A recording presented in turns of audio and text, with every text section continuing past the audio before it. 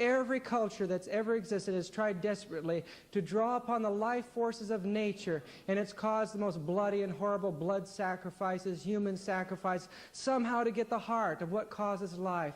Universally, it's symbolized as the Spirit. Even around the throne of God in heaven, we have every reason to believe that one of the original symbols there was a serpent. We look at the emblem of Dan, we see both the eagle and the serpent there around the sanctuary.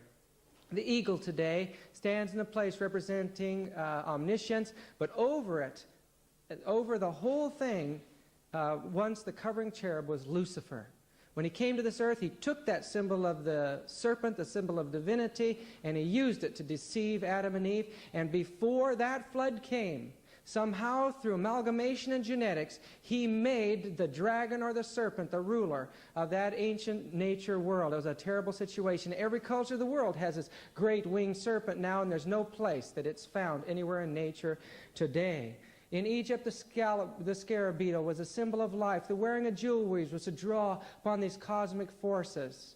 All the way through the history, the fascination of the mysteries has attracted people, from the astrology of the Chaldeans to all the mysteries of the occult world. Somehow they wanted to peer into the other side and gain an understanding or a control over the forces of nature. The Jews, when they left Babylon, became the leaders in this movement. An example, years later, a man by the name of John Dee, or Dr. D, was financed and supported by a number of royalties in Europe to carry on occult experiments, and here he is here calling up the dead and talking to them. The history of the secret societies is really the history of how the occult has continued and in a direction that will one day cover the whole world. Ellen White says that everything is being planned out in those secret societies, even Satan's coming, and that's in evangelism, and I was going to read that at this point, but it's very clear. In the secret societies, even Satan coming with all lines of sign wonders, counterfeit Christ is being planned out there.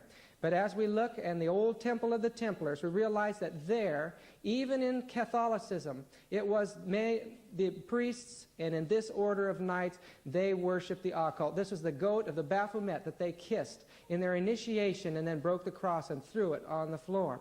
This is why when Masonry was publicly persecuted as a facade for the church, the leaders fled into England, and in 1770, they established this magnificent lodge. There are over 200 Masonic lodges reside in it today. All of those people that take those initiations, initiation is a code word in the occult for possession of evil spirits or possession of the spirits. These people take their initiation and they enter into these symbols which on the surface look to be Jewish or Christian but are really occult. If you look at these two pillars, they're supposed to be the pillars before Solomon's temple, Joachim and Boaz, but if you look at them, one has stars representing astrology or the heavens or the metaphysical world, and the other the earth representing the physical. The idea of dualism, of the occult astrology worship is there. Even inside, the Bible is used as a symbol, but it's not a Christian organization. In fact, in San Francisco, the Masonic Lodge, I looked at this replica of Solomon's Temple. It's true it had been a magnificent temple, 600 feet tall. It was one of the most beautiful buildings the world had ever seen. And when you look closely, it looks kind of like a Jewish temple, but the closer you get, you see symbols of Babylon and Egypt and the occult all over it. There, Solomon's temple is the temple of soul, or the temple of the sun. And here in these Masonic staffs, you can see the sun and the moon held up in their initiation rites. On the eastern wall is the pentagram, which is a form of the goat's head. It represents the rulers of the dark forces, or Satan. And in their own books, I have quotations. I would read them at this time, but we're going to have to go through this thing real fast. And that they say that this represents Lucifer and Satan. The G represents God, Gnosis, generation, gematria, goat, and Garden of Venus, all symbols of this sexual life force in nature. Well, another one of their symbols is a cubic stone, 6 sides and 12 lines. It represents the universe. They have a branch for Islam, they have a branch for Protestantism, and they have a branch for the Jewish or the Hebrew people. Each one of these branches is a means that the Roman Catholic Church is using to draw people into an organization that appears to be against Catholicism, but as they initiate all the way up to the top through the different ranks of Masonry, they find at the top there's one secret doctrine, one universal religion, the religion of Lucifer. And if I'll tell you something, I have documents from their books for everything I'm saying to you right now. And if a Mason says to you, oh, that isn't true, that guy's just not telling the truth, that man doesn't even know what his own people teach. And they admit in their own material that they lie to their own people. When they say, our Father, it's Satan that they're worshiping. Adam Weishaupt was an occultist as well as a Jesuit. He claimed to be able to levitate and to do theurgy, call up demonic spirits and things like that. And so those teachings were carried on within the Illuminati. When the communism burst upon the world through the work of Mazzini and men like Albert Pike, it also carried with it, in its secret recesses, a group that actually worshipped Satan under the name Lucifer. And in their meetings, public meetings with many more people than this, one that was described, a woman that was on stage, lift off the platform and floated over the audience, and her clothes burned up in a great blaze of fire, and a demon appeared next to her. And there for quite a while she flitted and floated, and there was music and noises and sounds, and that was their meeting. And then she came and sat down, and when she exhaled 360 some odd times, and they counted the number of spirits in that situation. That's what these men are like that are at the head and control of international conspiracy. And only God's Spirit are holding this back. Marx works with these people. You can read it in their letters that he was part of these. And when you see the slaughter caused by the communist world, they have killed at least 200 million people since their start. It took the Catholic Church 1,500 years to approach those type of figures. This group killed them all within a matter of decades. And they're taking the world today. Horrible slaughters, destruction of one country after another in Cambodia and so on. But many of our presidents have been master masons. Mussolini was a Satanist. Hitler was a member of the Thule and the Vril Society, both Hindu societies. He was a possessed man, and he had a Jesuit on one side, and he had a witch on the other that took care of him and guided his thinking. Himmler was an occultist. They were searching under the earth. They were searching everywhere to find the power of the Vril, a power that they believed that a society underneath the earth of mystic, advanced beings controlled. They hoped that somehow through a supernatural activity of transition and through genetics, they would take a great leap in human evolution and get us into the Aryan race as a whole world. And this is what these strange SS troops were dedicated for, and the Jesuits are right there walking along with them. We see a continuation of these thoughts and these feelings about race taking place today. Real spiritualism began with these two Fox sisters in Hydesville, and within a very short period of time there was 100 mystics in the area of Rochester, New York, and this thing burst into existence at the same time in 12 countries of the world, just overnight, as Satan saw God's people teaching the Sabbath at that time. That's when the Sabbath came, and immediately spiritualism burst out in tremendous power, and immediately another French Revolution burst out in France. See, the end is always close when God's people are ready to give the message. Always close. But men like D.D. Holmes and men like Leonora Piper and Eusebius Palladino were looked at by a world that had rejected the Bible, and their psychic phenomenon were studied. They believed it was from their mind. These people, many of them could fly, float off the ground right in front of these scientists. They were able to all kinds of phenomenon around them. In the Masonic lodges, they were carrying out the activities of mesmer, hypnotism. Mesmer got this material from a Jesuit priest in one of the courts in Europe. Yeah, one of the strangest places that has ever existed was the home of these two boys called the Eddy brothers. After the Civil War, they set up a lodge for spiritualists where on stage spiritualistic beings would manifest in this broad stage seance type of setup. A man there who was a lawyer, he was a genius, there's no doubt about that, a man who had broken away from his family, was searching out the occult, and he came to this place in Tennessee to see the Eddy brothers, and while he was there, he met a Russian mystic by the name of Madame Blavatsky. The minute Madame Blavatsky, oh boy, I'll never be able to speak Russian, Madame Blavatsky arrived, all of a sudden, everything started acting Russian on stage. People dressed up in old Russian, the demons started manifesting. She was a powerful mystic. And these two worked together to establish a new society, a society that would bring spiritualism into the realm of science, into the realm of the upper classes of the world. The society was called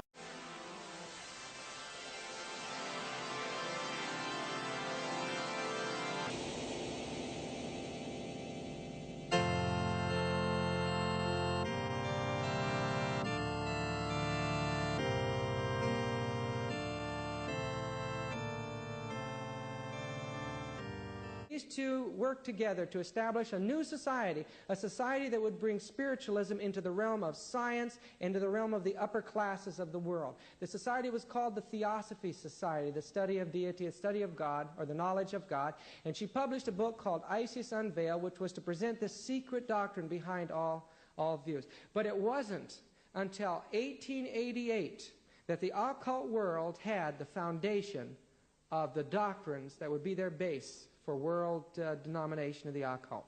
And that book, published in 1888, when God was trying to revive the everlasting gospel in the Adventist church, was called The Secret Doctrine. In just a few years, 1893, when Jones was before Congress and God was working through that messenger of God to stop the Sunday law, they were speaking before a united religious congress at the World Fair at the same time, you see. And if you watch this, you see it going. There's a reason why the New Age is in ascendancy today, because God's people know more about righteousness by faith than he has ever known in the history of this church today. Annie Besant took over the spiritual leadership of the society. After that, she worked in the government of India. Due to her guidance, she placed after her in control Mahatma Gandhi. Mahatma Gandhi was a theosophist. And Leadbeater was an example of a theosophist. He was a severe homosexual. And because of an issue that took place over homosexuality, the largest branch of the Theosophy Society revolted against the order. And that was a society here in Australia. There is a tremendous influence of theosophy and occultism here in Australia. Krishnamurti was to be the first Messiah. Maitreya was supposed to take possession of him. At the point where he started talking in the first person, when he started talking to people, they knew that the spirit of the Maitreya had taken over him, and immediately they tried to get him to the United States because they knew that was going to be the center of the activity in this world. And when they got him, he started going to New York Harbor. All of a sudden, the spirit left him. And so now he's a teacher in the occult, but he has no power, and they're waiting now for the next one. Manly P. Hall bases everything on the secret doctrine of Mrs. Blavatsky.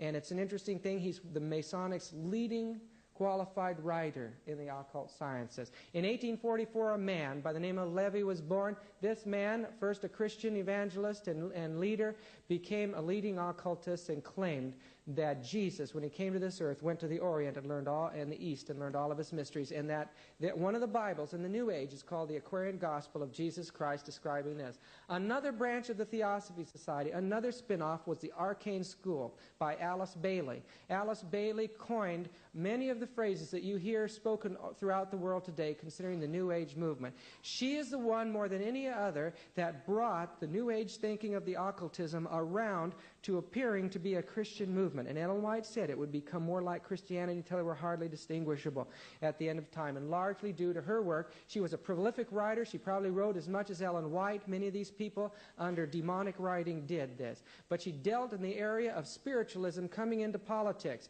The opportunity for the spiritual leaderships hiding in the back to come to the front and become the leaders openly in the world. This is a center that she established, and on the door I noticed there was a whole bunch of symbols of the zodiac on it. And I noticed the O and the V. That O and the V comes from the back of the cobra. It's the serpent god that these people claiming to be Christians in the New Age are worshiping. In the old Chaldean alphabet, Hebrew alphabet, Greek alphabet, and even our American alphabet, the sixth letter is relative to the V, the vowel, the waw, and it's interesting. We call it the F, but it's interchangeable with the V. So we can say life or live, you see. All these things go back to ancient Babylon. When I walked into the meditation room, there were crystals in the floor. This idea of electricity being concentrated in crystals, you can find it everywhere in the occult. But I was shocked when I looked over on one side of the room, and there was a picture of Jesus Christ. You see? They worship Jesus Christ as this mystic master, as Adam Weishaupt had established early in the movement. On the other side, the Buddha. And both of these men are worshipped together. A place nearby called the World University of America, another example of this movement. They teach the New Age teaching there, and there the symbol is the same symbol that's on your dollar bill, Adam Weishaupt's symbol. Benjamin Cream came up with $200,000 of his own funds to support the publication that the Christ is now here in 20 major newspapers throughout the world. But it didn't happen, and because of that, many people have lost interest in this particular branch of the New Age conspiracy don't think this is the only part. It's only a small part of it, really. He wrote a book called The Reappearance of the Christ and the Masters of Wisdom, and they believe that Christ now resides in the body of a Pakistani in London, now just ready to emerge to the world. And it says that this man gives up-to-date information about their emergence into the world, now the Masters of Wisdom, and so on. The Aquarian Conspiracy by Marilyn Ferguson points out it is an international movement on all walks of life, that it's a transformation taking place in the whole world, and nothing is untouched by it. Not even our dear Adventist Church is untouched by it. Loma Linda teaches classes in the New Age, and all of their staff have to take these classes as part of the curriculum. It's a sad situation, let me tell you. What they teach is that every 2,000 years the sun passes into a new phase, 24,000 years in its rotation. Each one of these is an age. And each time God comes in human form, in a man, and he becomes the avatar for that age. In the last age, the age of Pisces, they taught Jesus was the avatar. Now, the Christ will come in a different body. The word Maitreya is a Buddhist name. When the Buddhists saw the teachings of Christianity spreading throughout the world, they came up with a counterfeit for the coming of Christ, and they called him Maitreya. And now that counterfeit is being promoted throughout the world by an international Hindu movement. It's centered in Tibet. The Dalai Lama leads out, and this from there. And this is all documented. This is all a fact. It's kept very secret, but there's a reason why you have all kinds of cults and all kinds of Hindu guys coming over here and promoting transcendental meditation and promoting reincarnation, and these things are being taught in our universities and our colleges. Young men are coming out, they look like you and I, but they're possessed. They're people that are controlled by the thoughts of the demonic ancient religion of Hinduism. And you see the symbols of it now on cars and things like that. This is an ancient symbol of the phallus, the unicorn. Aleister Crowley is an example of this. We already talked about him, but he said that while he was meditating, he saw that there was a great dragon underneath the pyramid. And he was quite a vampire, that guy. He would sharpen his teeth and bite people and suck their blood. And he was a very colorful character. But he was part of this whole movement, and many of our leading scientists and physicists in the area of atheism have donned a new form of religion, seeing that God is a force throughout nature. Modern science is depicting the new age of electronics as God now reaching out to man. Harry Price established the first legitimate research into the occult sciences. He was one of the first recognized ghostbusters. And he made it very popular, and today in Russia, like I mentioned before, the second largest outlay of means is for psychic research, and America's right behind them. Children are taught in school how to increase their ESP powers, and through a number of different mediums. This man is looking at a camera, and just his thoughts are printed on the paper. Pictures of ghosts, all kinds of stuff, psychics like this fellow, research in the occult, photograph of the energy fields. Who can escape it, you see? The world will be convinced. Edgar Cayce made popular the idea of the occult in medicine, and as a result, the occult has been the chief educating tool for even evangelical pastors. They'll go and take these classes in the healing sciences. But it goes back to the East. The idea of the acupressure points revolves around the ancient system of astrology and the energy fields. And people, through mental exercises, are supposed to allow the energy fields to flow through them into the victim and heal them. This places you in the hands of Satan. Now, Ellen White tells us that Satan will put diseases on people and then remove them. And it's happening in our own midst today. Now, the holistic movement is not a good thing. Not at all. It's taking something that we know was God's plan, and Satan is using it to bring people into the occult. The idea of holistic movement is the union of the body with the mind, the spirit, the universal spirit, the higher self, Satan. You see, it's not part of and of course we kind of are going along with this thing, but brethren, stay back. The concept of these energy fields, this holistic movement, is just leavening things everywhere in the world. The idea of using those energy fields to find water, and water witching may very well be legitimate, I don't know, but I'll tell you there is an area that you pass through when you get into these things that you just do not know.